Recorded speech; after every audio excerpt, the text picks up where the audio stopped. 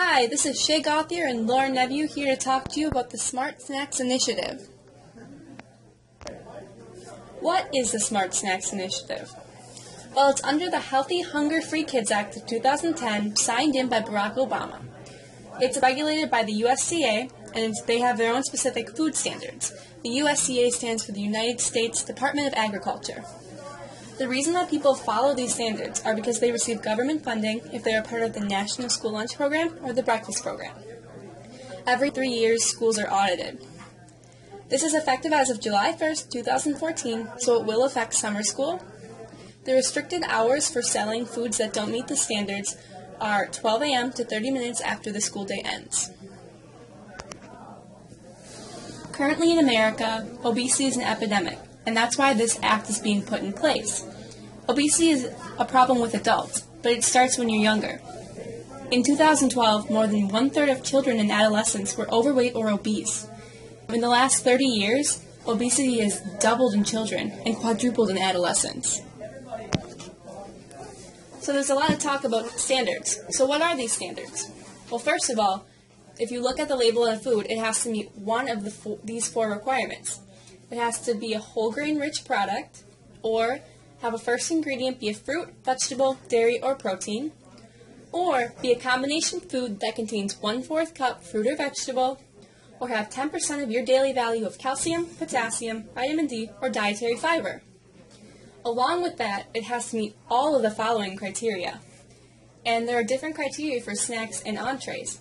If you're selling something in a school, it will most likely be a snack unless it's a part of the lunch program. So if you're selling a snack, the calories have to be less than 200 calories, the sodium has to be less than 230 milligrams, the total fat has to be less than 35%, the saturated fat has to be less than 10%, you cannot have any trans fat, and the sugar has to be less than 35%. How sugar is calculated is you take the grams of sugar on the back of the label, and then so let's say it's 2 grams, and then you go to the front of the label, and you find how many grams there are total in the product. So let's say it's 10 grams. So then you do 2 divided by 10, which is 0.2, or 20%, which is less than that 35%. All the other percentages should be on the label. For entrees, it has to be less than 350 calories, less than 430 milligrams sodium, less than 35% total fat, less than 10% saturated fat, 0 grams trans fat, and less than 35% sugar. Drinks also have their own standards. For milk, if you have unflavored milk, so just plain milk, it can be 1% or non-fat. For flavored, it has to be skim or non-fat. You cannot have 1% or higher for flavored milk such as chocolate or strawberry. For juices, it has to be 100% fruit or vegetable juice, although it can be diluted with water and have carbonation. For milk and juice ounce restrictions, in elementary schools you can't sell milk or juice higher than 8 ounces, and in middle school and high school you can't sell more than 12 ounces. For flavored water and carbonated drinks, you can sell up to 20-ounce servings for drinks that have less than 10 calories in that 20 ounces, and up to 12 ounces of a drink that has less than 60 calories for that 12 ounces.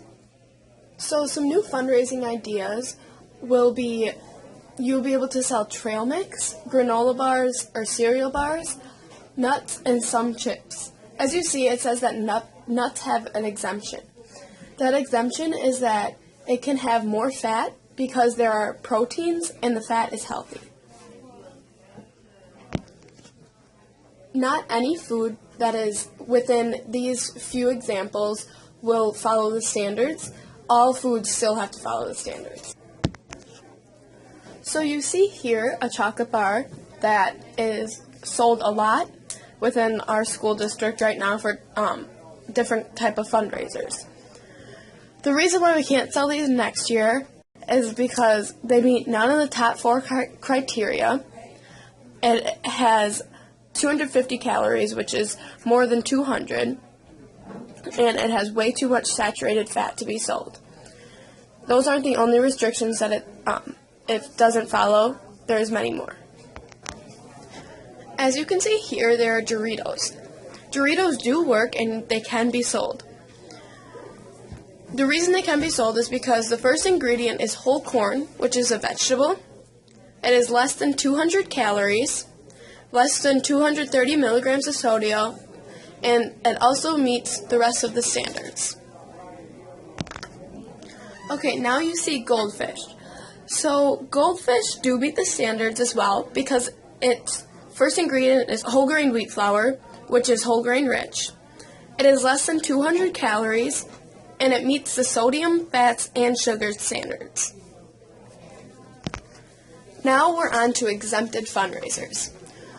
So there's something called an infrequent fundraiser. So that means that you have to go to the principal and get an infrequent fundraiser approved. So you have to ask your principal if you're allowed to do it, and she decides whether or not that becomes infrequent.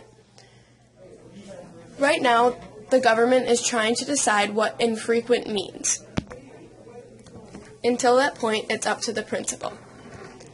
So currently, some infrequent fundraisers could be Valentine's Day, cupcake sales, Christmas candy cane sales, or some candy bar fundraisers.